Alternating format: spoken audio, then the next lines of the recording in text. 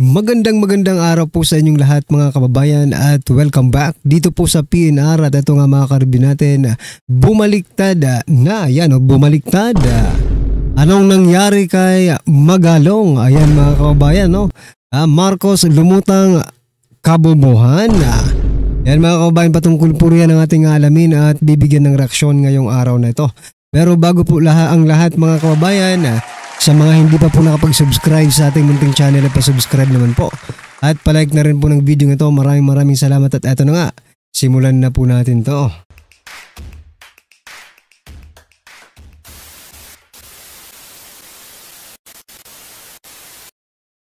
So yan mga kababayan, bago po natin pag-usapan si Mayor Magalong kung ano na nga po ba ang nangyari dito kay Mayor Magalong. Eto, unahin po muna natin itong budget po ng ICI. Nasa 41 million pala. 41 million budget release para sa ICI. Pinag-utos ng Office of the President. Diba? Budget para sa ICI. Ipinag-utos ng Office of the President ang paglalaan ng NASA 41 million pondo para sa Independent Commission for Infrastructure hanggang sa katapusan ng taon. Ayan, no? Hanggang sa katapusan lang ng taon yan, 41 million. Sinabi yan ni ICI Executive Director Attorney Brian Kit Husaka sa isang press conference mga kaubayan. Aprobado na rin ng Department of Budget and Management ang staffing pattern ng ICI para sa 172 contractual position. Yan.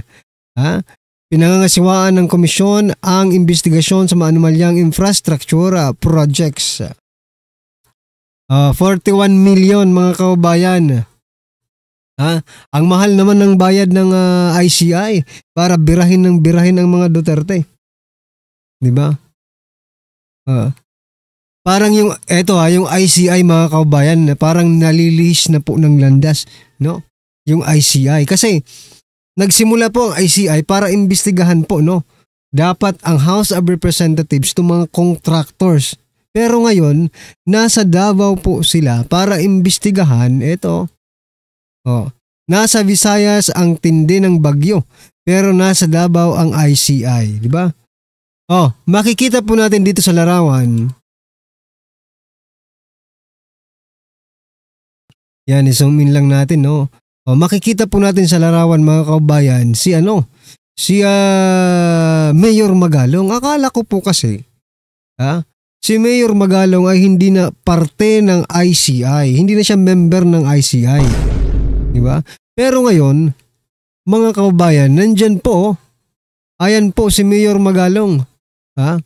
Nandyan po sa Davao para mag-imbestiga sa mga flood control at rockfall netting na tinatawag. So, Mayor Magalong, sala sa init, sala sa lamig ka naman. Di ba? Bakit ano ba talaga ang posisyon ngayon ni Mayor Magalong, no? Bigla-bigla membro ba siya? Kasi sabi dito, ICI po yung nag-iimbestiga. Tapos kasama si Mayor Magalong. Ibig sabihin ba bumalik na si Mayor Magalong sa sa ICI mga kabayan? Nako. Dating galit. Dati nagagalit siya sa ICI pero ngayon nandiyan rin pala siya sa ICI, no? Well, anyway, baka spy ito si Magalong. baka nag-i-spy lang sa ICI mga kabayan, di ba? Ano po ang inyong masasabi dyan mga kaubayan? Ito, babasahin nyo natin yung ilan sa mga naging komento ng ating mga kaubayan. Sabi dito, ganyan talaga ang investigasyon ng mga sindikato doon na maghahanap ng butas sa kagalit nila. Nako po.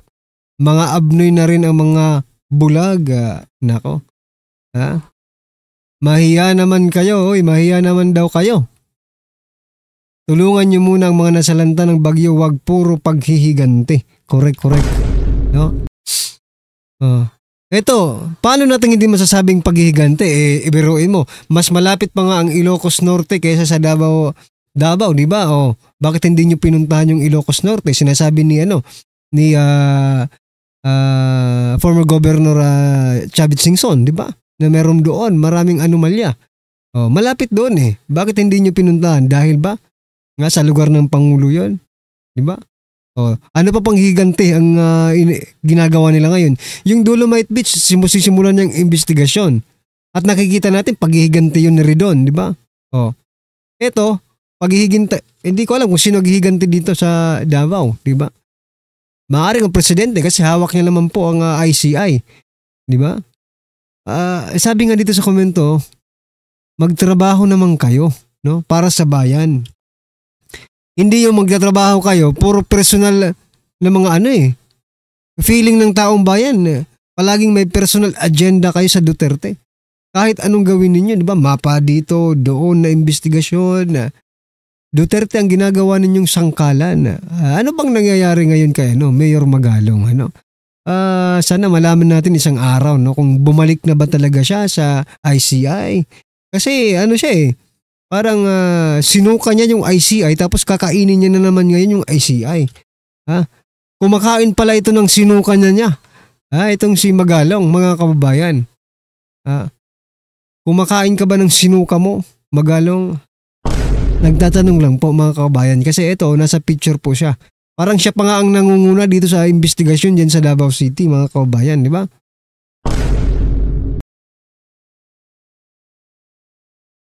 Well, anyway, ito pasalahan din po natin ang ito na bingwit ko lang kanina. Sabi po dito ni President Marcos, or sa Malacanang galing ito, Marcos ipinag-utos ang investigasyon sa flood control project sa Cebu kasama ang mga itinayo noong panahon ni Duterte. Aba? Nako po, matindi ito. Bakit Duterte na naman ang gusto niyong sisihin dyan, mga kababayan? Diba? Kung sa 2016 pa yun nagsimula, for example na-create yun ng mga panahong yun. Anong year na tayo ngayon? Kung hindi nyo po maintain yun, diba? Kasi may maintenance pa rin yan mga kababayan. Diba? Yung mga kalsada, yung mga flood control, may maintenance po yan. Sa panahon ninyo, 3 taon na kayo, Duterte pa rin po ang ninyo. Sinisisi, no? Ibinahagi ni Palace Press Officer Undersecretary Attorney Claire Castro na mismong si Pangulong Marcos ang pupunta sa Cebu upang personal na inspeksyonin ang pinsalang idinulot ng bagyo. Yan. Binigyan din ni Castro ang investigasyon ay sasaklaw sa mga proyektong itinayo mula 2016 na pumapatak sa termino ni dating Pangulong Rodrigo Duterte, no? Ayan, mga kababayan. So, by hook or by crook, talagang Duterte talaga ang ninyo, no? Project. Ito, wag na tayong maglokohan, mga kababayan. Anong proyekto meron ang BBM administration? Duterte project. Pinoproyekto nila si Pangulong Duterte. Yun ang pinakamalaki nilang project, no? Si Pangulong Duterte ang proyekto nila. Nako po, nakakahiya naman ito. Kabubuhan na po ito. Kabubuhan na po ito, mga kababayan. Hindi na po ito pagpa-progress, no? Hindi na po ito prosperity. Kabubuhan na po itong ginagawa nila. May masisi lang, di ba? Ito pa, pasadahan din po natin ito. Sabi po dito ni Teo Moreno, kasi pupunta doon ang Pangulo, di ba? Sabi po dito ni Teo Moreno, here's what you need to know. Cebuanos didn't drown, no? Hindi po lumubog sa baha. Because they are unprepared, no? They were unprepared. Hindi daw dahil hindi sila preparado. They drowned because they were rejected, neglected. Yan, napabayaan po sila. Okay? Bakit napabayaan? Dahil hindi po nila kaalyado si Pambari 4. Di ba? Duterte yan The Marcos administration allocated 26 billion for Cebu's flood control projects. Yet today, Cebu is still flooded to the max. and its people are paying the ultimate price. Cebuanos, please do not forget. Ayan ha. Huwag niyong kalimutan mga Cebuano. Pinabayaan po kayo ng gobyernong ito, sabi po ni Teo Moreno. Neglected, no? Ibig sabihin na parang pinabayaan niya, di ba? Ano po ang inyong masasabi dyan? Tingnan niyo natin yung mga naging komento ng ating mga kaubayan. Huwag isisi sa presidente niya. Napakaraming government official nakaupo dyan. Naka po. Hindi po eh. No? Palagi nating isisisi sa presidente ito. Mamaya ipapakita ko po mga kaubayan kung bakit isisisi natin sa presidente ito.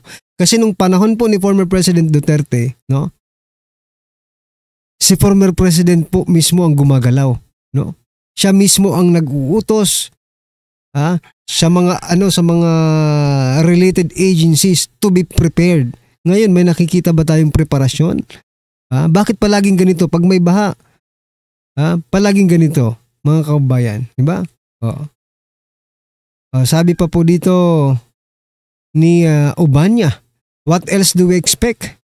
Officials, HOR, and Senate only mindful for their kickbacks. Nako po. Sabi po dito,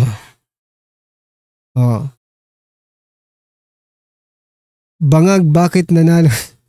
Bakit lang nanalo? Anyway, kayo mga kababayan, ano po ang inyong masasabi dyan? At eto, mayroon po tayong clip na papanoorin na kung saan, no? Sa panahon po ni former President Duterte, pagdating ng sakuna, ito po ang nangyayari. At kung pagbabasehan yung mga paghahanda, kahit pala tumama ngayong gabi ang bagyong Ompong at Manalasa, iwanan tayo bukas, misture lang, wala rin tayong mararanasan na problema. Ang sabi ng NDRRMC, ready na lahat ng responders at preposition na din lahat ng relief packages na inihanda ng DSWD para sa mga maapektuhan. Kahit yung DOTR, papagamit yung mga pasilidad na mga pantalan para sa mga mai-stranded na pasahero. At ang DFA naman tutulong din sa mga OFW na maiipit sa kanilang biyahe tulad daw ng tulong at aksyon na binigay nila nung magkaaberya ang Xiamen Airlines. Preemptive evacuation. Dati walang nag-preemptive evacuation kung hindi nandiyan na. Personal na inaalam ni Pangulong Rodrigo Duterte ang paghahanda ng pamahalaan sa nalalapit na pananalasa ng Typhoon Ompong. Isang statement mula sa United Nations Office for the Coordination of Humanitarian Affairs, buhay ang nasagip, bunsod ng mga aksyon ng gobyerno na sinuportahan ng iba't ibang sangay ng lipunan. Succeeded in this, it's not because of the government alone, it's because of yung kooperasyon ng taong bayan. I can categorically say we have improved a lot. Dagdag pa ng NDRRMC. So yan we have improved a lot. Ngayon, mukhang binagsak nyo pa ng binagsak di ba?